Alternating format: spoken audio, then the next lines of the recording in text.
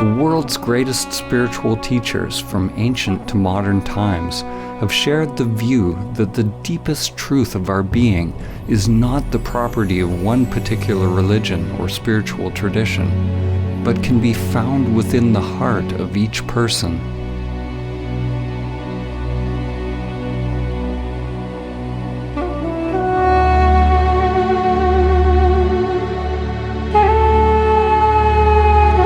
Poet Rumi said, "Where is that moon that never rises or sets? Where is that soul that is neither with nor without us? Don't say it is here or there. All creation is that, but for the eyes that can see."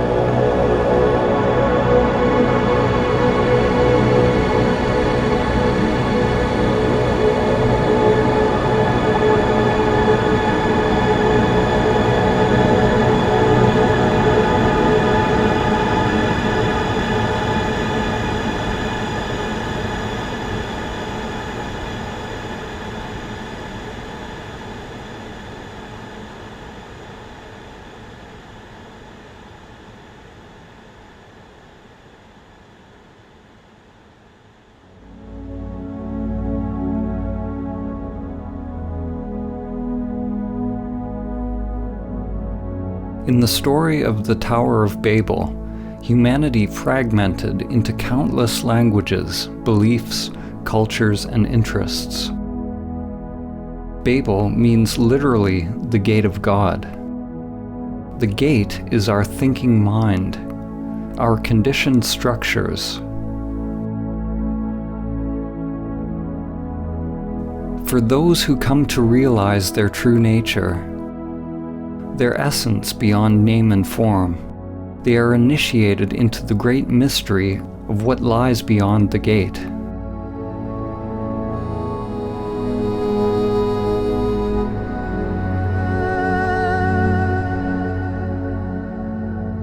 An ancient parable, the elephant parable, has been used to describe how various traditions are actually all pointing to one great truth. A group of blind people are each touching a different part of an elephant, getting a certain impression of what an elephant is. The person standing at the elephant's leg describes the elephant as being like a tree. The person at the tail says the elephant is like a rope. The elephant is like a spear, says the one standing at the tusk. If one touches the ear, it seems the elephant is like a fan. The person touching the side is adamant that the elephant is like a wall. The problem is, we touch our piece of the elephant, and we believe our experience is the only truth. We don't acknowledge or appreciate that each person's experience is a different facet of the same animal.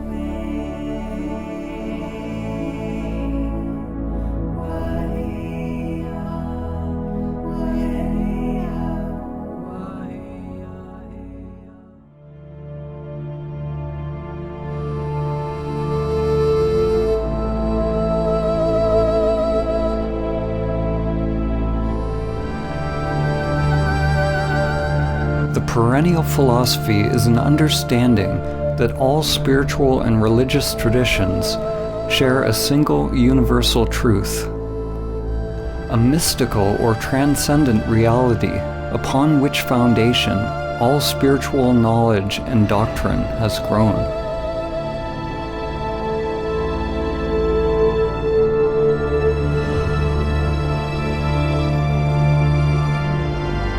Swami Vivekananda summed up the perennial teaching when he said, The end of all religions is the realizing of God in the soul. That is the one universal religion. In this film, when we use the word God, it is simply a metaphor for the transcendent, pointing to the great mystery beyond the limited egoic mind. To realize one's true self or immanent self is to realize one's divine nature. Every soul has the potential to manifest a new higher level of consciousness, to awaken from its slumber and its identification with form.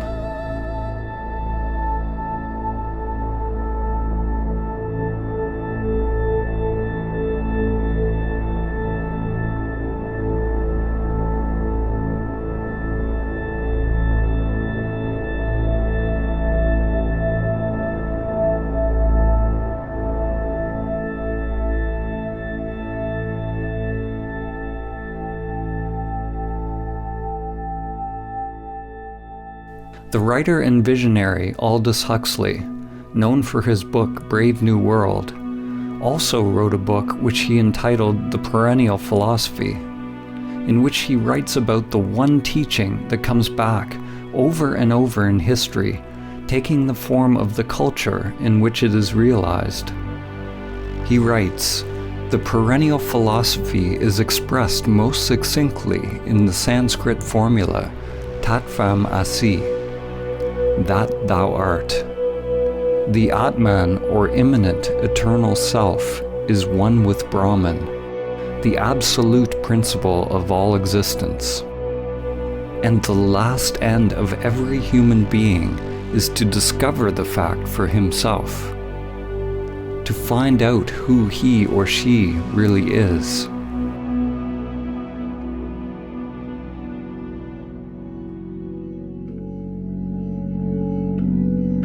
Each tradition is like a facet of a jewel, reflecting a unique perspective of the same truth, while at the same time echoing and illuminating each other.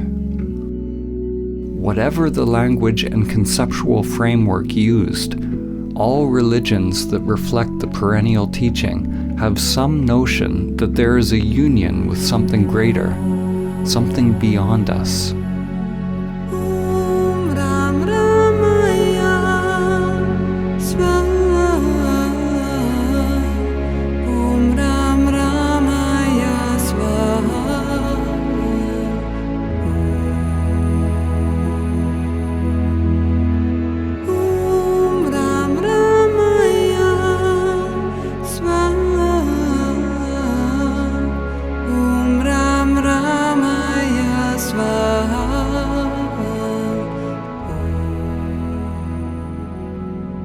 It is possible to learn from and integrate the teachings from one or many sources without identifying a sense of self with them. It is said that all true spiritual teachings are simply fingers pointing to the transcendent truth. If we hold on to the dogma, the teaching, for comfort, we will be stunted in our spiritual evolution.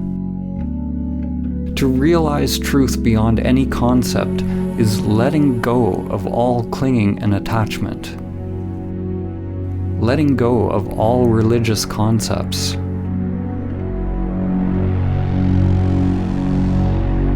From the ego's perspective, the finger pointing you to Samadhi is pointing straight toward the abyss. St. John of the Cross said, "If one wishes to be sure of the road they tread, one must close their eyes and walk in the dark."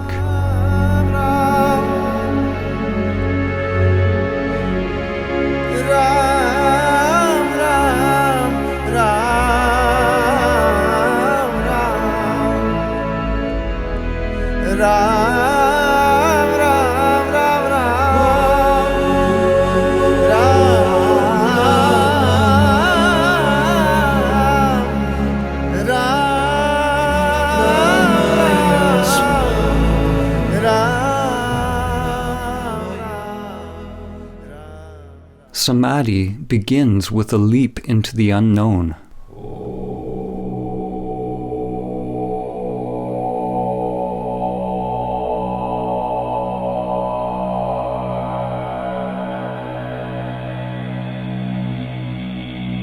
In the ancient traditions, in order to realize Samadhi, it was said that one must ultimately turn consciousness away from all known objects, from all external phenomena, conditioned thoughts and sensations, toward consciousness itself, toward the inner source, the heart or essence of one's being.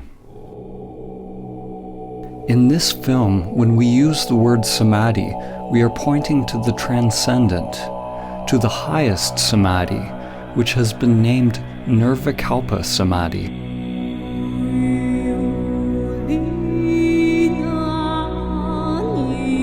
In Nirvikalpa Samadhi, there is a cessation of self-activity, of all seeking and doing. We can only speak about what falls away as we approach it, and what reappears when we return from it. There is neither perception nor non-perception, neither thing nor no thing, neither consciousness nor unconsciousness. It is absolute, unfathomable, and inscrutable to the mind.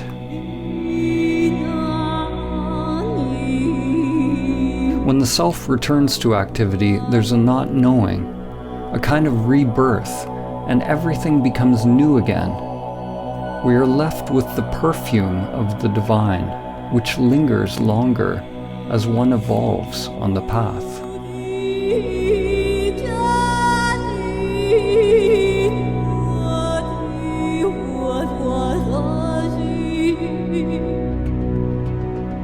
There are numerous types of samadhi described in the ancient traditions, and language has created much confusion over the years.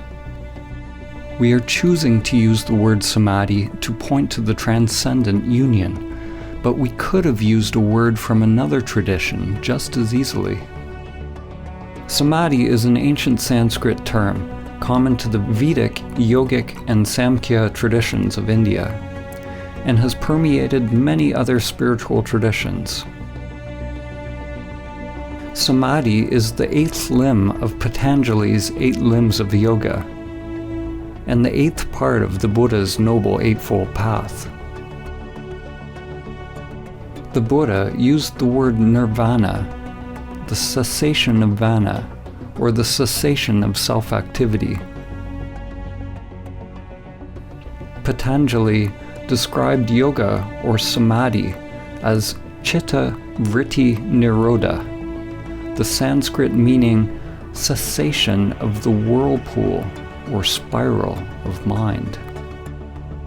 It is a disentangling of consciousness from the entire matrix or creatrix of mind.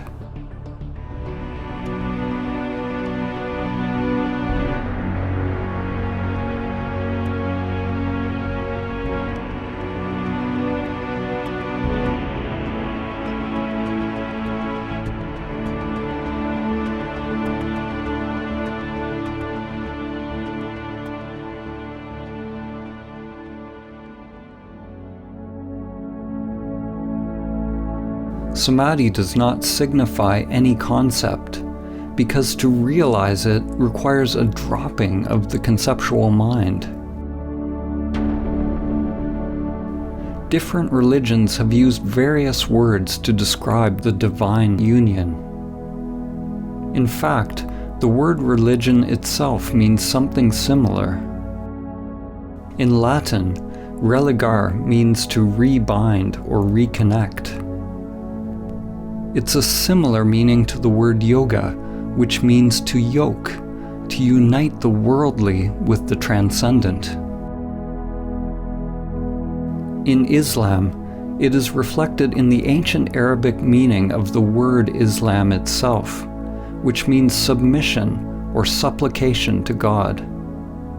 It signifies a total humbling or surrender of the self-structure. Christian mystics such as Saint Francis of Assisi, Saint Teresa of Avila,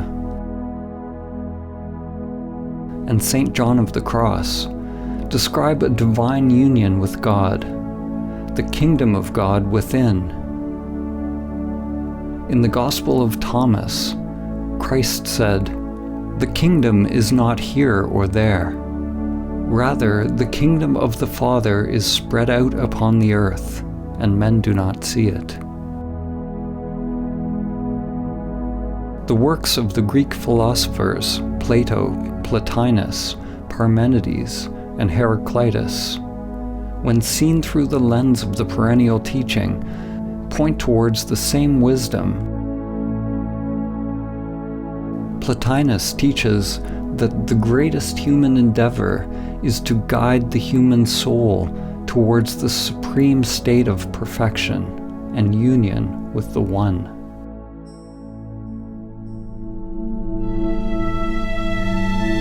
The Lakota medicine and holy man, Black Elk, said, "The first peace, which is the most important, is that which comes within the souls of men when they realize their relationship, their oneness with the universe and all its powers, and when they realize that at the center of the universe dwells Great Spirit, and that this center is really everywhere. It is within each of us."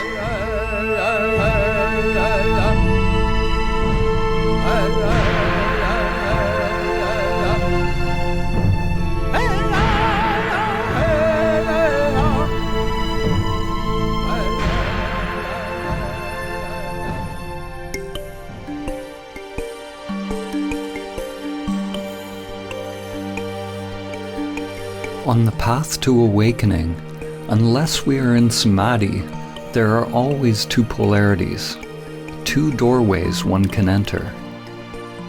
Two dimensions, one towards pure consciousness, the other towards the phenomenal world. The upward current toward the Absolute, and the downward current toward Maya and all that is manifested, both seen and unseen. The relationship between relative and absolute could be summed up in the following quote by Sri Nisargadatta Maharaj. "Wisdom is knowing I am nothing. Love is knowing I am everything. And between the two, my life moves." What is born of this union is a new divine consciousness. Something is born out of the marriage or union of these polarities, or the collapse of dualistic identification. Yet what is born is not a thing, and it was never born. Consciousness flowers, creating something new, creating what you could call a perennial trinity. God the Father, the transcendent, unknowable and changeless, is united with the divine feminine, which is everything that changes. This union brings about an alchemical transformation, a kind of death and rebirth. In the Vedic teachings, the divine union is represented by two fundamental forces, Shiva and Shakti. The names and faces of the various gods change throughout history, but their fundamental attributes remain. What is born out of this union is a new divine consciousness, a new way of being in the world. Two polarities inseparably one, a universal energy that is without center, free of limitation. It is pure love. There is nothing to be gained or lost, because it is utterly empty, but absolutely full.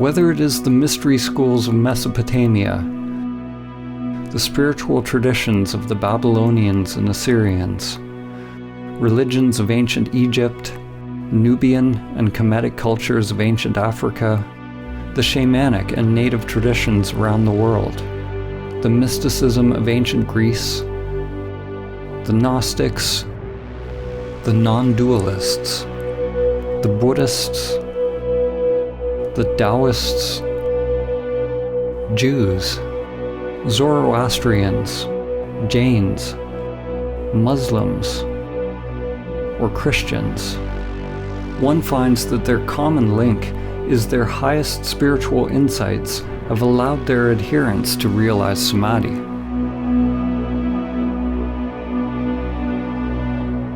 The actual word Samadhi means something like to realize the sameness or oneness in all things.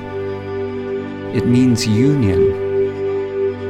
It is uniting all aspects of yourself. But do not mistake intellectual understanding for the actual realization of Samadhi.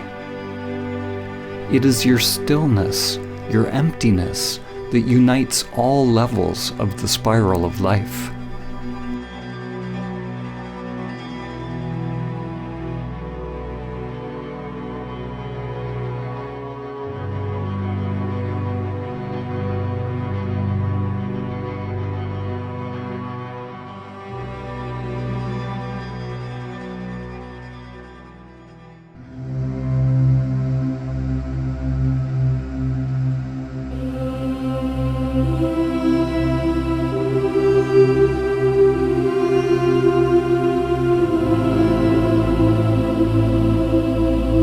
It is through the ancient teaching of Samadhi that humanity can begin to understand the common source of all religions and come into alignment once again with the spiral of life, Great Spirit, Dhamma, or the Tao.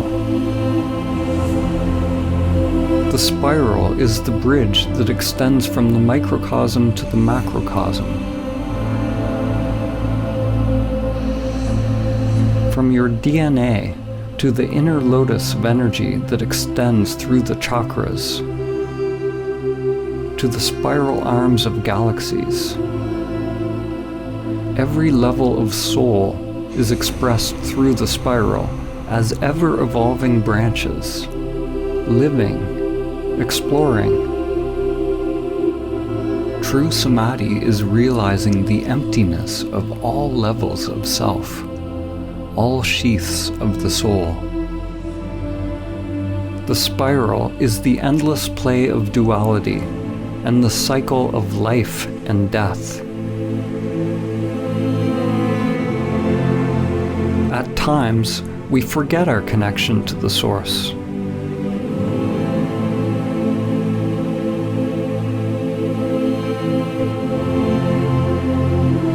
The lens we look through is very small, and we identify with being a limited creature creeping upon the earth, only to once again complete the journey back to the source,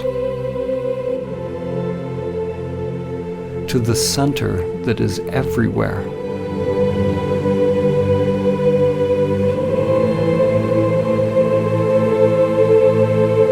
Chuan Tzu said, "When there is no more separation between this and that, it is called the still point of the Tao." At the still point, in the center of the spiral, one can see the infinite in all things.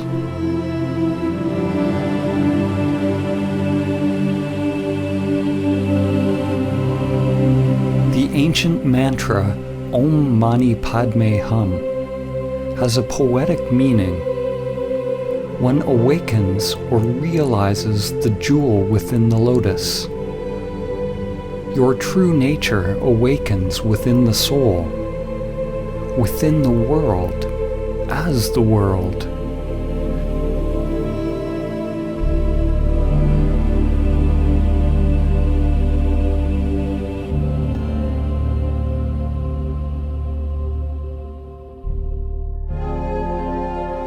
Using the Hermetic principle, as above, so below, as below, so above, we can use analogies to begin to understand the relationship between mind and stillness, relative and absolute.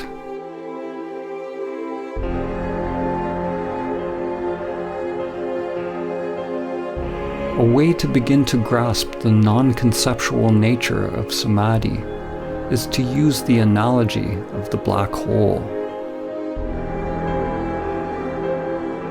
A black hole is traditionally described as a region of space with a massive gravitational field so powerful that no light or matter can escape.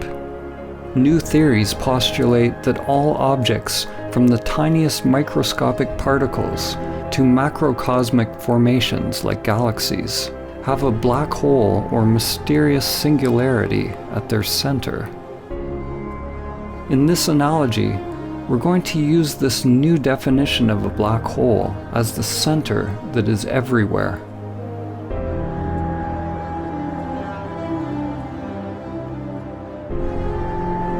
In Zen, there are many poems and koans that bring us face to face with the gateless gate. One must pass the gateless gate to realize Samadhi. An event horizon is a boundary in space-time beyond which events cannot affect an outside observer, which means that whatever is happening beyond the event horizon is unknowable to you. You could say that the event horizon of a black hole is analogous to the gateless gate. It is the threshold between the self and no self. There is no me that passes the event horizon. In the center of a black hole is the one-dimensional singularity containing the mass of billions of suns in an unimaginably small space, effectively an infinite mass, literally a universe in something infinitesimally smaller than a grain of sand. The singularity is something unfathomable, beyond time and space. According to physics, movement is impossible. The existence of things is impossible. Whatever it is, it does not belong to the world of perception. Yet it cannot be described as merely stillness. It is beyond stillness and movement. When you realize the center that is everywhere and nowhere, duality breaks down. Form and emptiness, time and the timeless. One could call it a dynamic stillness or a pregnant emptiness within the center of absolute darkness. The Taoist teacher Lao Tzu said, "Darkness within darkness, the gateway to all understanding."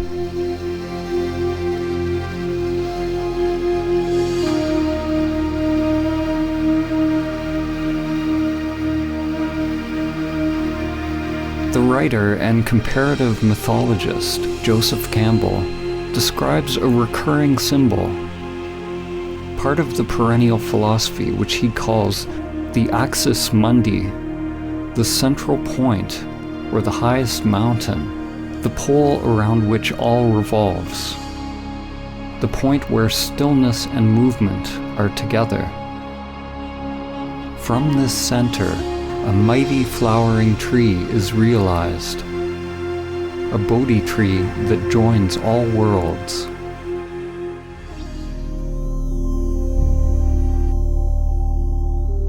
Just as a sun gets sucked into a black hole, when you approach the great reality, your life starts to revolve around it, and you begin to disappear.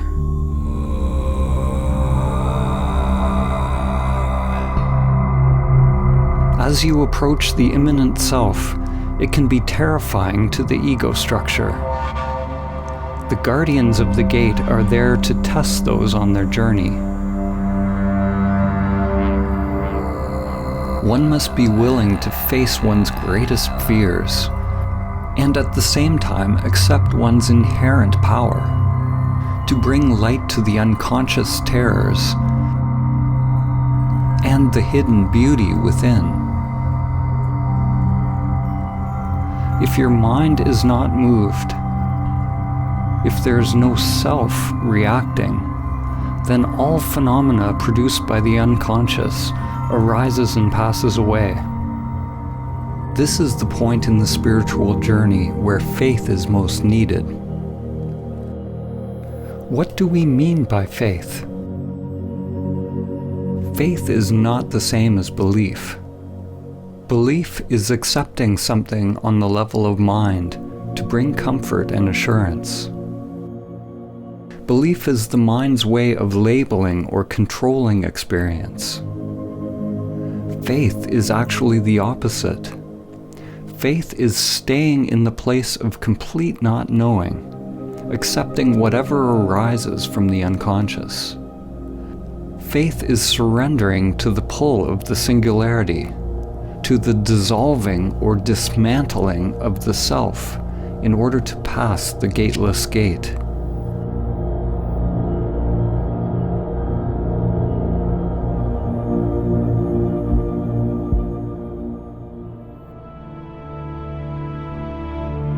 The evolution and structure of a galaxy is closely tied to the scale of its black hole, just as your evolution is tied to the presence of the immanent self, the singularity that is your true nature. We can't see the black hole, but we can know about it by the way things move around it, by how it interacts with physical reality. In the same way, we cannot see our true nature. The immanent self is not a thing, but we can observe enlightened action. As the Zen master Suzuki said, there are, strictly speaking, no enlightened people. There is only enlightened activity. We can't see it, just as the eye cannot see itself.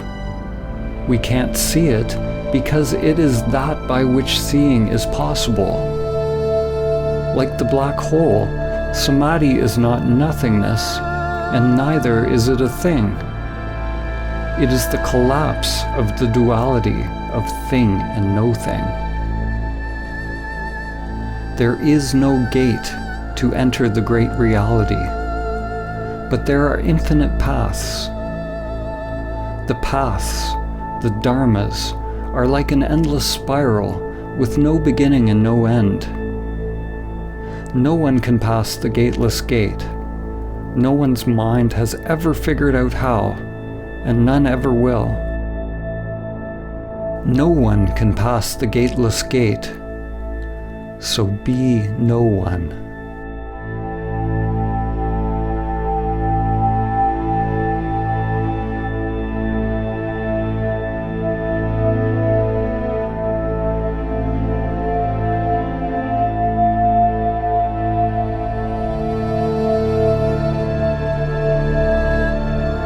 Samadhi is the pathless path, the golden key. It is the end of our identification with the self-structures that separate our inner and outer worlds.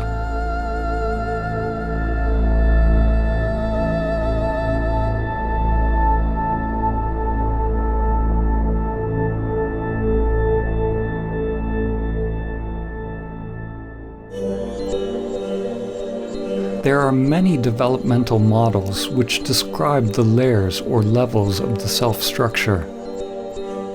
We will use an example which is very ancient.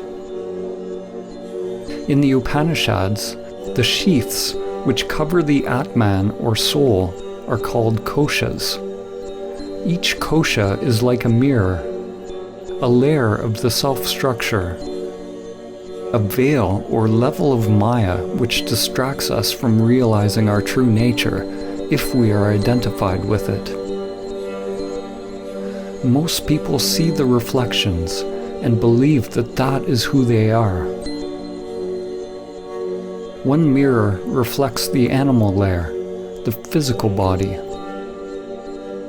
Another mirror reflects your mind, your thoughts, your instincts and perceptions. Another your inner energy or prana, which you can observe when you turn inward.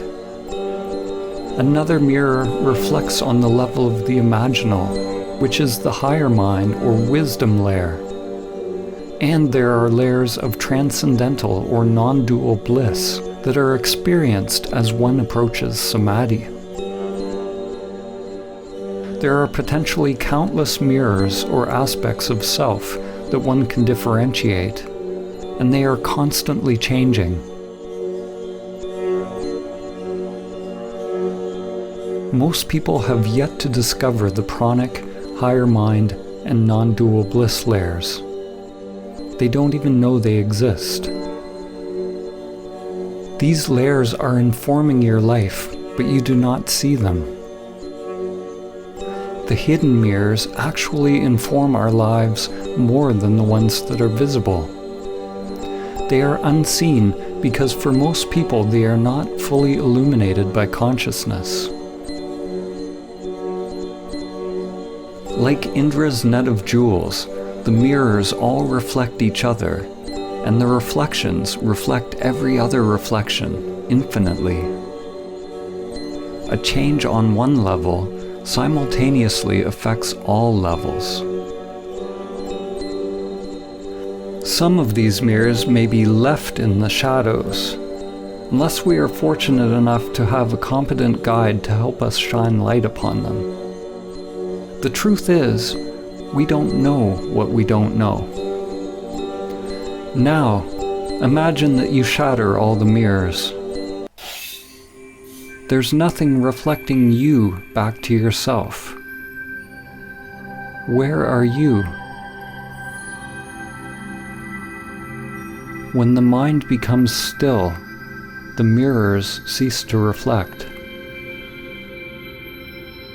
There is no more subject and object. But do not mistake the primordial state for nothingness or oblivion. The immanent self is not something, but neither is it nothing.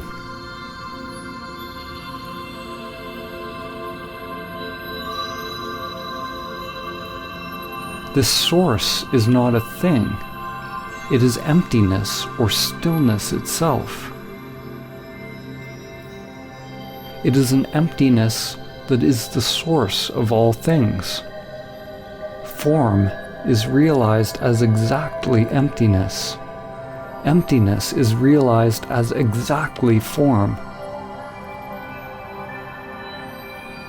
This source is the great womb of creation, pregnant with all possibilities.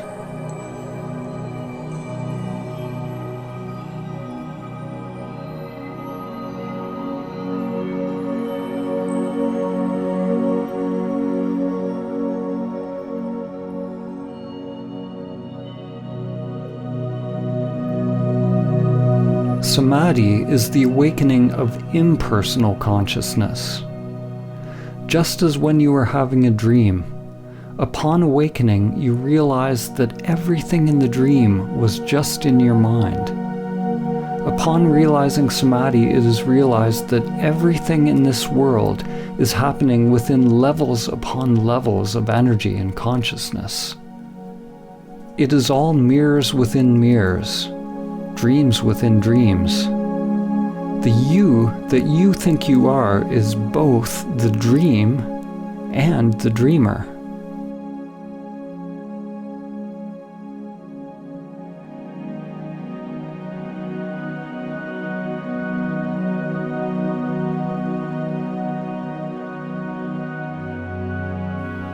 Whatever we say in this film, let it go. Don't capture it with the mind. The soul is dreaming the dream of you. The dream is everything that is changing, but it is possible to realize the changeless.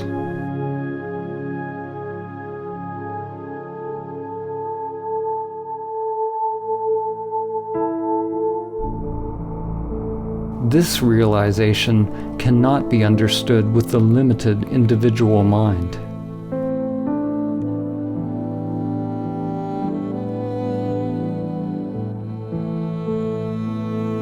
When we return from Nirvikalpa Samadhi, the mirrors begin to reflect again, and it is realized that the world you now think you are living in is actually you, not the limited you, which is only a temporary reflection, but you are aware of your true nature as the source of all that is.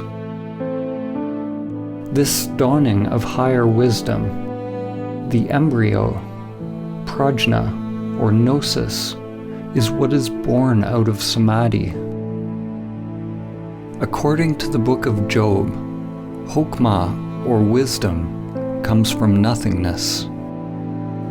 This point of wisdom is both infinitely small and yet encompasses the whole of being, but it remains incomprehensible until it is given shape and form in the palace of mirrors, called Bina, the womb carved out by higher wisdom, which gives shape to the embryonic spirit of God.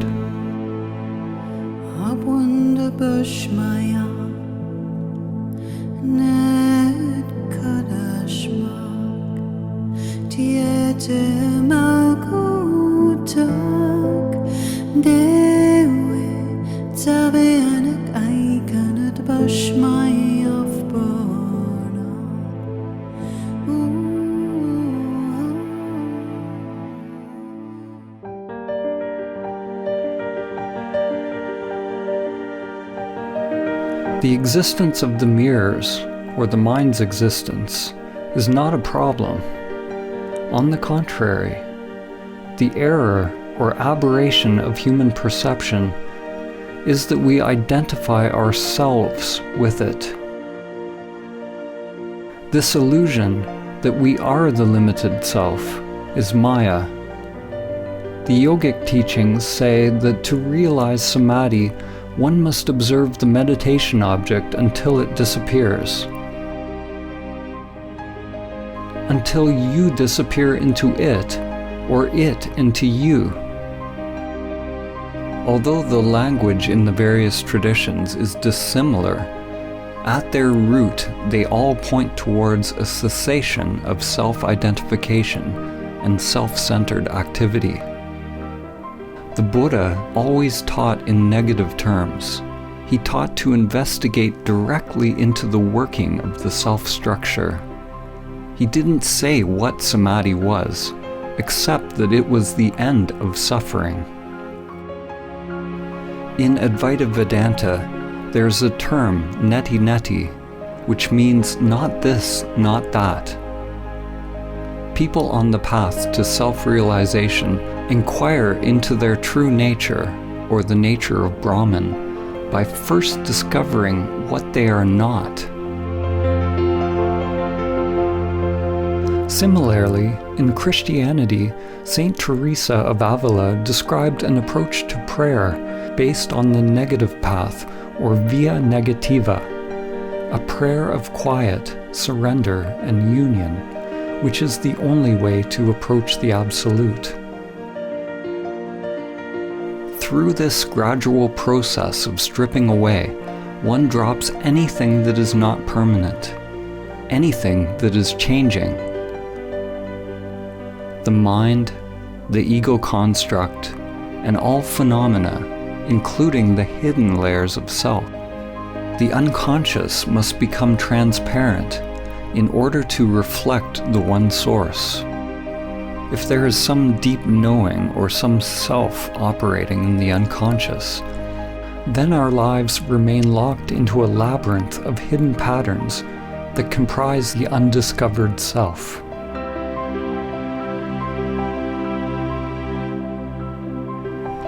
when all layers of self are revealed as empty, then one becomes free from the self, free from all concepts.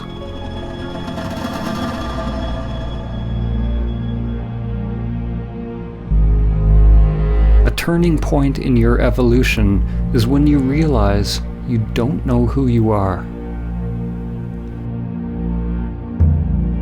Who experiences the breath?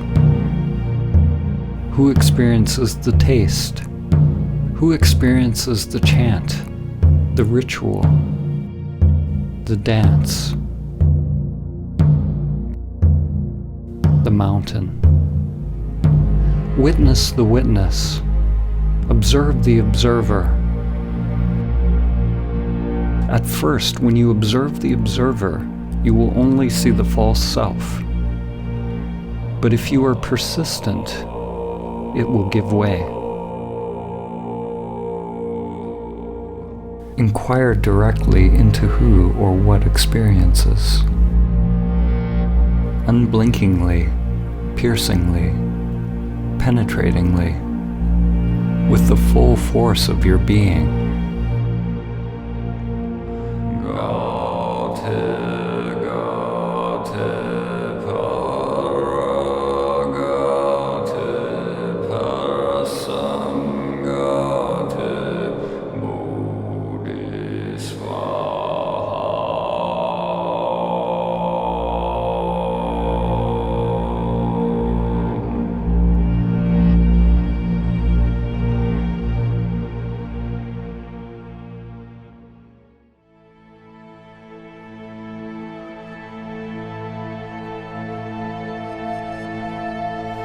There is no self that awakens.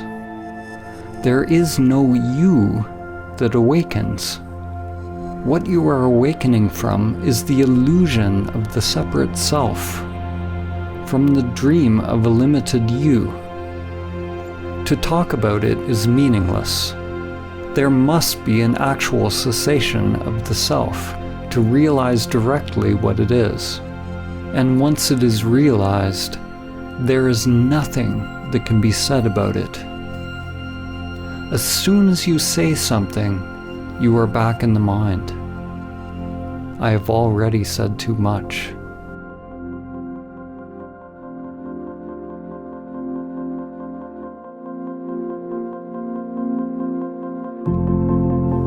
We normally have 3 states of consciousness: waking, dreaming, and deep sleep. Samadhi is sometimes referred to as the 4th state, the ground state of consciousness, a primordial awakeness that can become present continuously and in parallel with the other consciousness states. In Vedanta, this is called Turiya. Other terms for Turiya are Christ consciousness, Krishna consciousness, Buddha nature, or Sahaja Samadhi. In Sahaja Samadhi, the immanent self stays present along with the full use of all human functions. The stillness is unmoving at the center of the spiral of changing phenomena. Thoughts, feelings, sensations, and energy revolve around it at the circumference. But the degree of stillness, or I amness, remains during outer activity, exactly as in meditation. It is possible that the immanent self will remain present, even during deep sleep, that your awareness of I am does not come and go, even as states of consciousness change.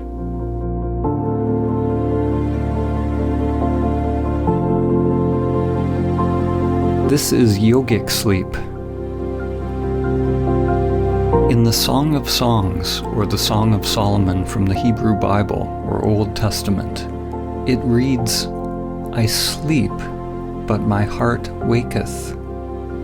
This realization of the eternal, impersonal consciousness is reflected in the words of Christ, when he said, Before Abraham was, I am.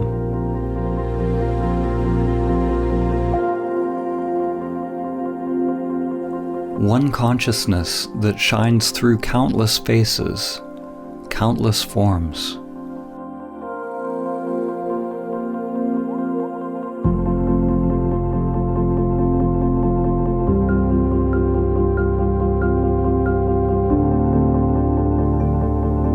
At first, it's like a fragile flame born out of the polarities within you. Masculine, penetrating consciousness with a surrender or opening of feminine energy. It is delicate and easily lost, and one must take great care to protect it and keep it alive until it is mature.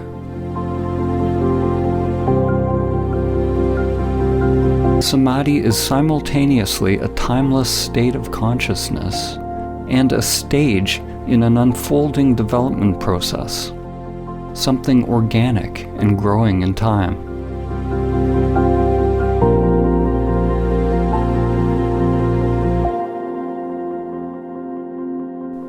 As one spends more and more time in Samadhi, in the now, in the timeless, one takes more and more direction from the heart, the soul or Atman,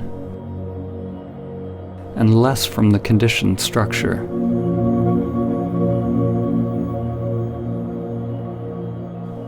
This is how one becomes free of the lower mind, free of pathological thinking. The inner wiring changes. Energy no longer flows unconsciously in the old conditioned structures. Which is another way of saying one is no longer identified with the self-structure, with the outer world of form.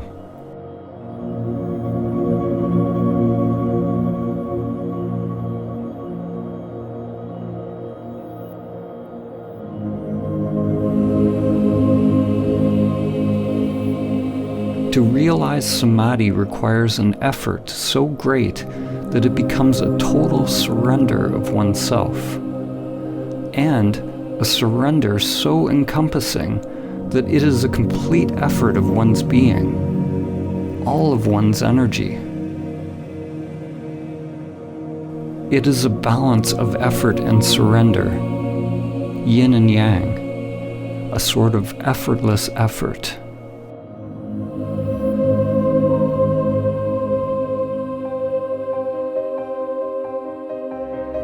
The Indian mystic and yogi Paramahamsa Ramakrishna said, "Do not seek illumination unless you seek it as one whose hair is on fire seeks a pond. You seek it with your whole being." During one's ego-transcending practice, it takes great courage, vigilance, and perseverance to keep the embryo alive. To not fall back into the patterns of the world. It takes a willingness to go against the current, against the inexorable crush of the matrix and the grinding wheels of samsara. Every breath, every thought, every action must be for realizing the source. Samadhi is not realized by effort, nor is it effortless. Let go of effort and non-effort. It's a duality that only exists in the mind. The actual realization of Samadhi is so simple, so undifferentiated, that it is always misconstrued through language, which is inherently dualistic. There is only one primordial consciousness that awakens as the world, but it has been obscured by many layers of mind. Like the sun hidden behind the clouds, as each layer of mind is dropped, one's essence is revealed. As each layer of mind is dropped, people call it a different Samadhi. They give names to different experiences or different types of phenomena.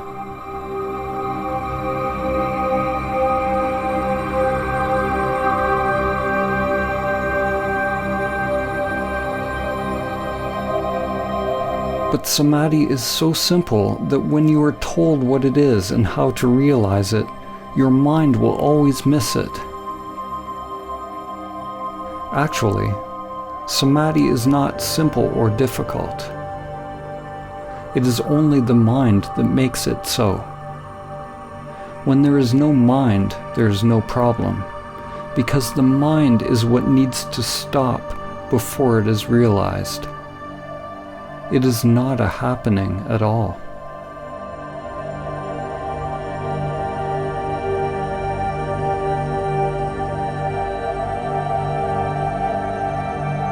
The most concise teaching of Samadhi is perhaps found in this phrase: be still and know.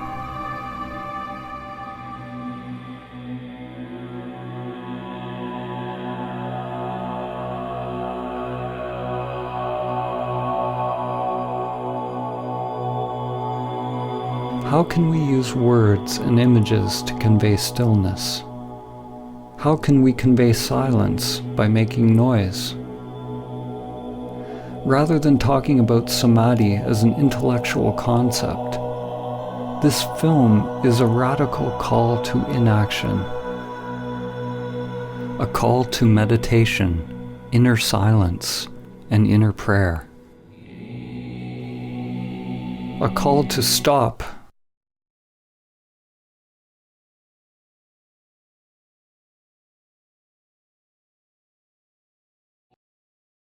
Stop everything that is driven by the pathological, egoic mind.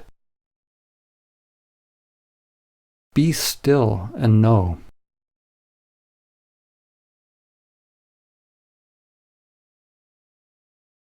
No one can tell you what will emerge from the stillness. It is a call to act from the spiritual heart.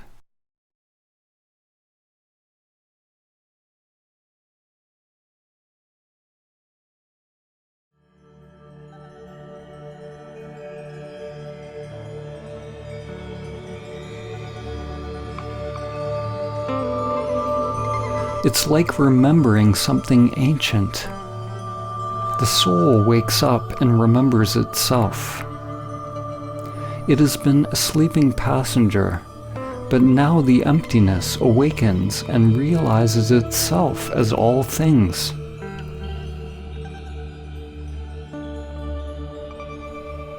You can't imagine what Samadhi is with the limited egoic mind.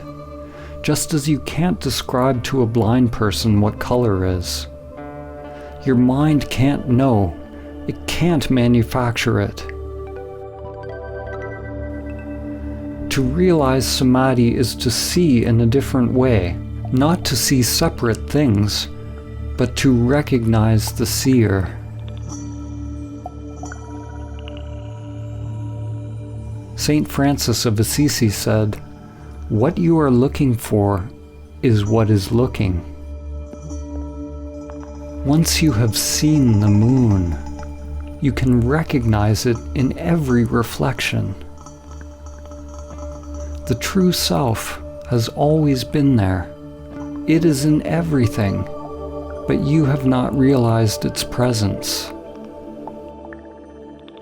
When you learn to recognize and abide as the true self, beyond the mind and senses, it is possible to experience awe at the most mundane. We become awe.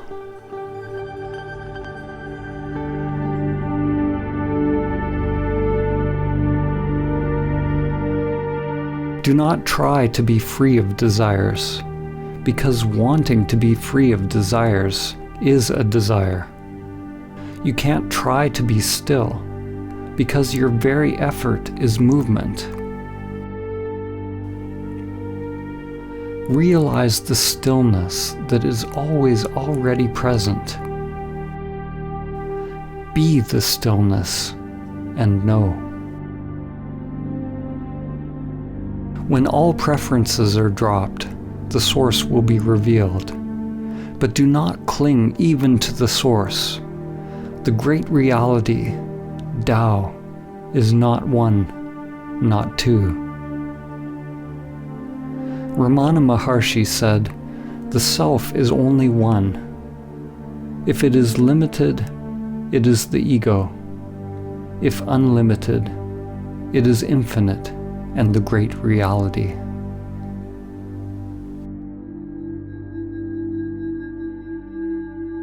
If you believe what is being said, you've missed it. If you disbelieve, you've also missed it. Belief and disbelief operate on the level of mind. They require a knowing. But if you enter into your own investigation, examining all of the aspects of your own being, finding out who is doing the investigating, if you're willing to live by the principle, "Not my will, but higher will be done," if you're willing to travel beyond all knowing, then you may realize what I've attempted to point towards. Only then will you taste for yourself the profound mystery and beauty of simply existing. There is another possibility for life. There is something sacred, unfathomable, that can be discovered in the still depths of your being, beyond concepts, beyond dogmas, beyond conditioned activity and all preferences. It is not acquired by techniques, rituals, or practices. There is no how to get it. There's no system. There's no way to the way.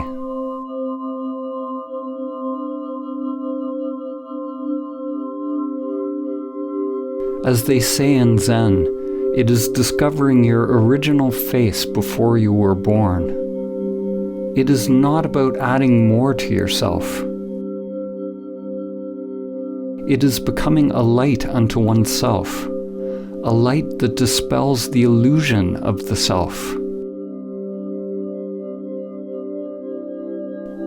Life will always remain unfulfilled, and the heart will always remain restless, until it comes to rest in that mystery beyond name and form.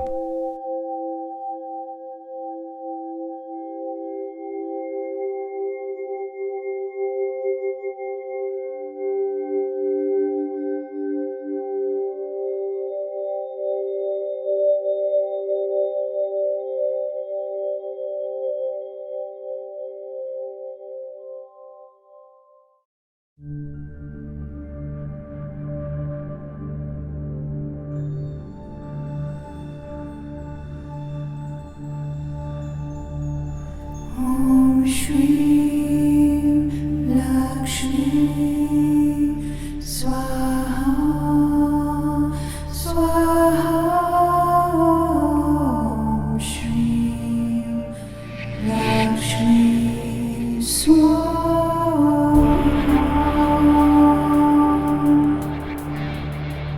Om Shri Lakshmi Swaha